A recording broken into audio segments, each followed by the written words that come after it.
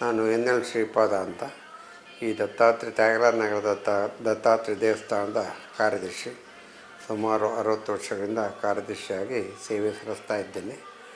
ಇದಕ್ಕೆ ಇನ್ನೊಂದು ಹೆಸರು ಶ್ರೀ ಗುರು ಸಂಕಣ್ಣಾರ್ಯ ಆಶ್ರಮ ಟ್ರಸ್ಟ್ ಅಂತ ಈ ದೇವಸ್ಥಾನ ಸ್ಥಾಪನೆ ಮಾಡಿದವ್ರ ಹೆಸರನ್ನ ಇಡಲಾಗಿದೆ.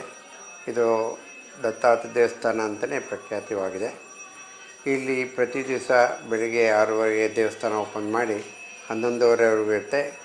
ಶನಿವಾರ ಮತ್ತು ಗುರುವಾರ 12 ಗಂಟೆವರೆಗೂ ಇರುತ್ತೆ.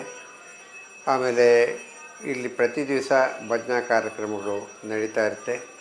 ಆಮೇಲೆ ವಧುವರ ಅನ್ವೇಷಣಾ ಕೇಂದ್ರ ಇದೆ. ಗಂಡು ಹೆಣ್ಣಿನ ನೋಡೋ ಒಂದು ಕಾರ್ಯಕ್ರಮ ಇರುತ್ತೆ. ಅದು ಸೋಮವಾರ, ಬುಧವಾರ, ಶುಕ್ರವಾರ, ಶನಿವಾರ, ಭಾನುವಾರ ಇರುತ್ತೆ. ಮಂಗಳವಾರ ಮತ್ತು ಗುರುವಾರ ಮಾತ್ರ ರಜೆ ಇರುತ್ತೆ. ಮಿಕ್ಕಿದ ದಿವಸ ಎಲ್ಲ ಸಂಜೆ 5ರಿಂದ 7, ಶನಿವಾರ 10ರಿಂದ 12ವರೆಗೂ ಕಾರ್ಯ ನಿರ್ವಹಿಸ್ತಾ ಇರುತ್ತೆ. ಅದಾದ ನಂತರ ನಮ್ಮಲ್ಲಿ ವಿಶೇಷವಾಗಿ ಪ್ರತಿ ತಿಂಗಳು ಸತ್ಯನಾರಾಯಣ ಪೂಜೆ, ಸಂಕಷ್ಟಚೌತಿ ನಡೆಯುತ್ತೆ.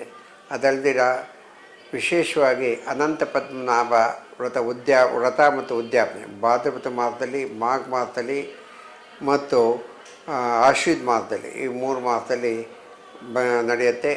ಅನೇಕ ಜನ ಭಕ್ತಾದಿಗಳು ಇದರ ಉಪಯೋಗವನ್ನು ಪಡೀತಾ ಇರ್ತಾರೆ.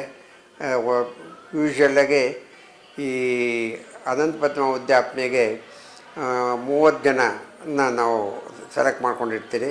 ಅದಕ್ಕಿಂತ ಜಾಸ್ತಿ ತೊಗೊಳಕ್ಕಾಗಲ್ಲ. ವ್ರತದ ದಿವಸ ಮಾತ್ರ ಒಂದು 100-150 ಜನ ವ್ರತ ಮಾಡ್ತಾರೆ. ದಂಪತಿಗಳು ಕೂತು ವ್ರತ ಮಾಡ್ತಾರೆ.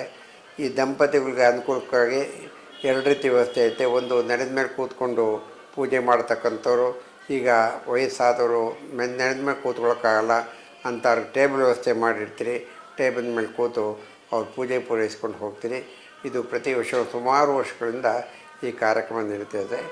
ಅಧಿಕ ಮಾಸದಲ್ಲಿ ಶಿವ ಪೂಜೆ ಸಹ ನಡೆಸಲಾಗುತ್ತದೆ.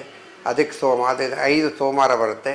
5 ಸೋಮವಾರದಲ್ಲಿ ಸಂಜೆ ಹೊತ್ತು 4ರಿಂದ 7 ಗಂಟೆವರೆಗೂ ಶಿವನ ಪೂಜೆಯನ್ನು, ಶಿವಲಿಂಗವನ್ನು ಮಾಡಿ, ಮಣ್ಣಿನಿಂದ ಶಿವಲಿಂಗವನ್ನು ಮಾಡಿ ಪೂಜೆ ಮಾಡ್ತಾ ಇರ್ತೀರಿ. ಅನೇಕ ಜನ ಬಂದು ಈ ಪೂಜೆಯಲ್ಲಿ ಸಹ ಭಾಗವಹಿಸ್ತಿರ್ತಾರೆ. ನಮ್ಮ ದೇವಸ್ಥಾನದಲ್ಲಿ ನವಗ್ರಹ ಸಮೇತ ವೃಕ್ಷಗಳನ್ನು ಸ್ಥಾಪನೆ ಮಾಡಲಾಗಿದೆ.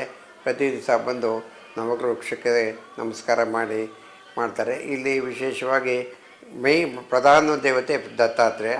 ಅದರ ಪಕ್ಕದಲ್ಲಿ ಎಡಭಾಗದಲ್ಲಿ ಗಣೇಶ, ಬಲಭಾಗದಲ್ಲಿ ಆಂಜನೇಯ ಸ್ವಾಮಿ ಇದೆ.